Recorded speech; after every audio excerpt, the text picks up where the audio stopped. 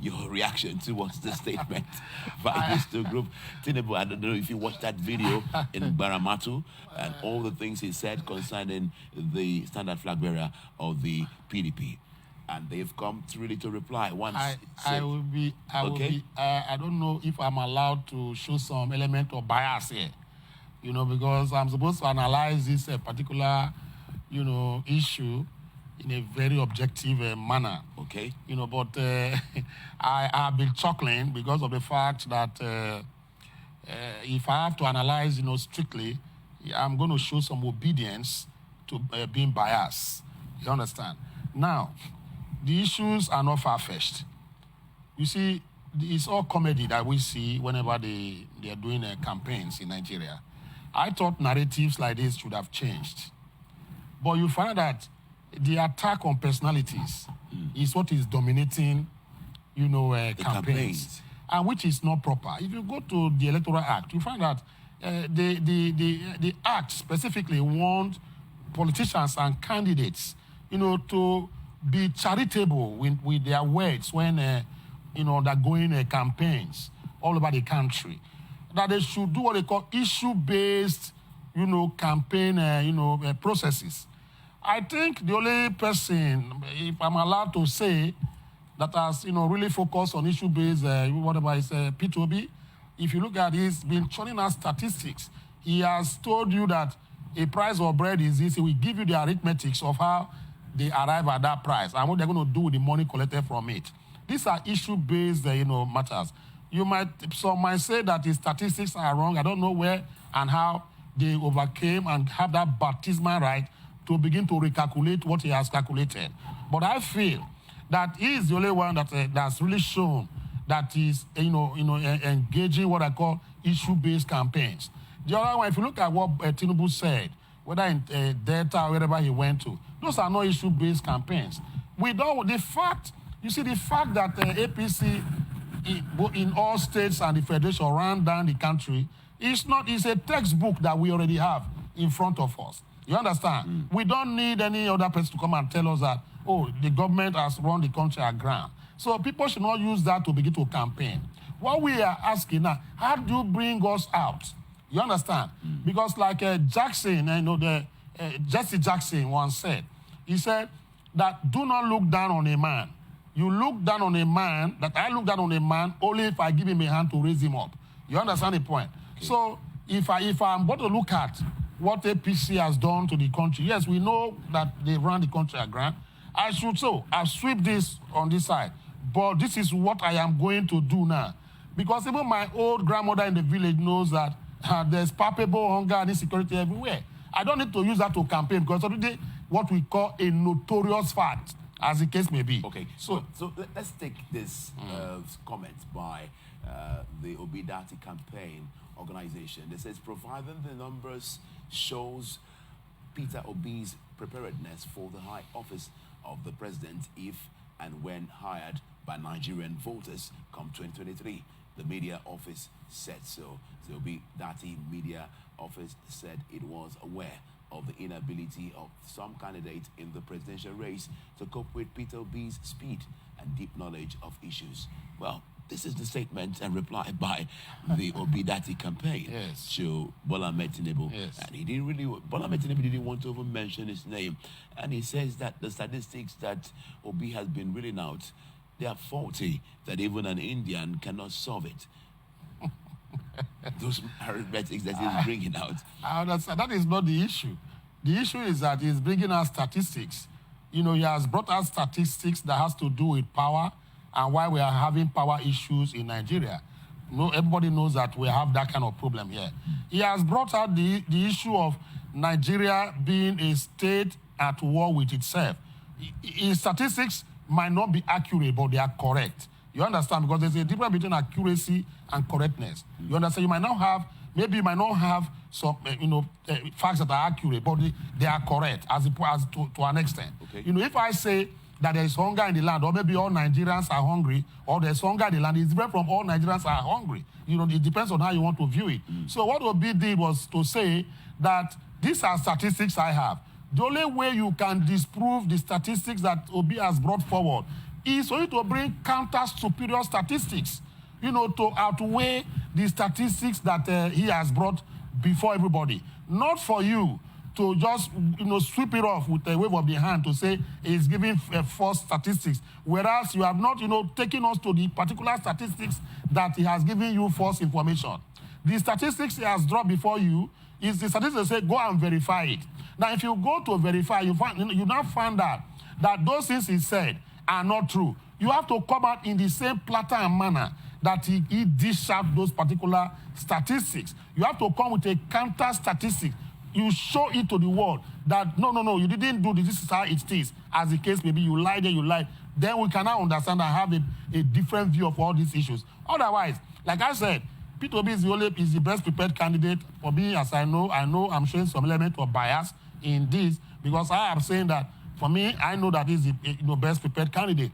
If you ask that young man to move it to Aso Rock this morning, hand over power to him, I know that he knows what to do immediately from there. Well, if you look at also the candidate of the PDP, also he's also been reeling out some statistics concerning how he's going to prosecute oil theft, bring back the refine and purify the oil industry and the cases that have been, you know, rising from the oil industry and also the economy.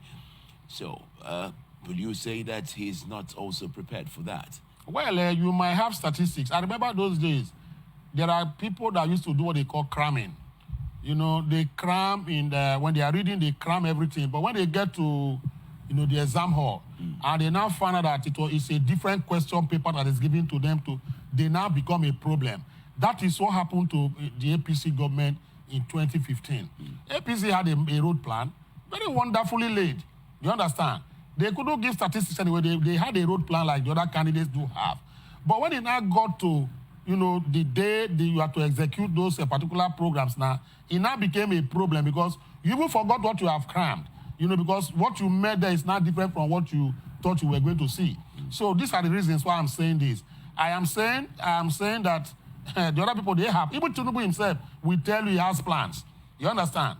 I have seen some people in those days that we call no future ambition, NFA, as we used to call them. They will ask you, say, do you have plans to go to? You say, I have plans to go to university. Meanwhile, every day he's in street corners, doing some other things, not able progressing in his life and whatever the case may be. So they just want to be there to participate. Not that they'll say, don't worry, I'll turn Nigeria around. How do you turn this country around? That is what we're asking you. Not that if you ask me to contest for presidency today, I can come and say, I will bring food for everybody by the year 2000. Let me tell you lastly, do you know that in those days I was in secondary school when, what's his name, Shagari came to power. I still have a small paper I saw one day. My father gave to me. That paper said, housing for all by the year 2000. As at that time, in the 80s, where we were in the secondary school, when they mentioned the year 2000, we thought that year will never come, that the world will end before that year. But the 2000 came, the year 2000 came, housing for all. You know, we will forgot that there was a promise like that to give housing to all Nigerians by the year 2000. So we will forgot. Before we realized, they now came with Vision 2010. You understand? Okay. These are roadmaps that they came up with, but to implement it became a problem. When Vision 2010 couldn't work, they now said, oh, sorry, it's not Vision 2020. You understand? When 2020 got to they saw 2020 came just 2 years ago, they now said, don't worry, it's not Vision 2030. So I don't know where we are going to. So people will just come and tell you that this is what is going to. Please, we are tired of this rigmaroling, this recycling of people, prebendal, you know, activism and whatever, and those who will come out with textbook and read as if they are in American universities. Whereas you have those who are in Nigerian universities who will read hard, put their legs in the bucket and come out with a first class. It is true, as the case may be, that if you look at what is going on right now, let them give it to be a chance. Because this man, onto the federal level, as the case may be, I'm not trying to campaign for him, but he has the statistics. He has given us a roadmap. Please, I dare everybody to go and see. I have gone through all the political parties, you know, roadmap, blueprints, they call it different names. There's Showore also. Yes. Yeah, they have it. I've gone through all of them, and all the people I've seen there. If I tell you that P2B is number one in terms of organization, in terms of statistics are very right. Some people will say that they still contested, they're not able to some Oh, other party members. it depends on them. I am not here to to campaign for him, but I am trying to say that I have gone. I saw. Do you know that Showore also has one of the most beautiful manifesto or whatever he has. You understand? And one thing I've told Nigerians in other forums I've been to, I have told them that your manifesto becomes irrelevant and nonsensical if you do not channel your manifesto towards, Chapter 2 of the 1999 Constitution. Chapter 2 of the 1999 Constitution. Yes. That is how your manifesto should go. And you have to craft, your manifesto around them. Chapter 2 has what they call Section 14, Sub 2B of the 1999 Constitution. That is talking about the social objective of Nigerians. Security and welfare of Nigerians is paramount. So your manifesto must tell us how you are going to provide security. Your manifesto must tell us how you're going to provide welfare for Nigerians. Welfare is large. Infrastructure. A lot of people look at when you build bridges, you think that you are developing a place. No. You see, building of roads and bridges is a very microscopic part of what they call infrastructure. Infrastructure is bigger than building roads and maybe crossovers and flyovers all over the place. Own words, what's that infrastructure? Infrastructures are roads, bridges, hospitals, schools, maybe employment, etc. A lot of them like that to generate to make the city look okay. You understand? It's not just roads, water, electricity. Right. You understand? Right. So turbines and the rest of them. The other is you have to look at it, Chapter 2. Then you go to that Section 15. It's also in Chapter 2 of the Constitution. Do you know that Section 15, Section 16 talks about economic objective? Do you know that Section 16 of the, if you go through it, a committee reading says that... Still in the page. It still repeats that if you want to become president or governor, that you must be an economic engineer, so that you make the economy, vibrant and don't allow Nigerians to suffer. You understand? Right. Section 17, 18 talks about education being free. A lot of people don't know that in the Constitution as it is, I can read it to you, that education should be free, from primary school to the university level. It's here. I will read it to you if you want me to do that to you. You understand the point now? And illiteracy, that Nigerians, there shouldn't be any Nigerian that is an illiterate. Because it is a cardinal point that you in government, you must foster educational policies that will make Nigerians leave that illiteracy level to literacy level, as the case may be. Adult literacy level is enshrined there. These are sections. So if you are building your campaigns and you don't follow the provisions of Chapter 2 mainly, where I'm after, but it concerns the people. You have the social objective, economic objective, educational objective. It is before you go to a foreign objective. So these are the areas you build or whatever. Time will fail us to really I understand. So sorry. Regardless about that, ladies.